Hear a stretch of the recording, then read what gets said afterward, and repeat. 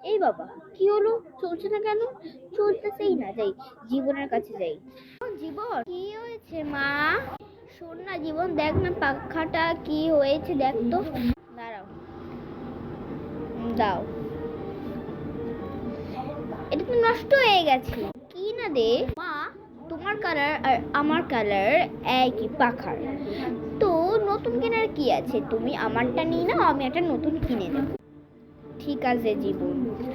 মা শোনো না, বলছি যে আমি না একটা নতুন আইশ্যাডো প্যালেট কিনেছি। এটা না পুরনো হয়ে গেছে, না এটা তুমি ইউজ করো। ঠিক আছে। মা শোনো না, আমি না একটা 30,000 টাকা দিয়ে এটা ওড়না কিনেছি।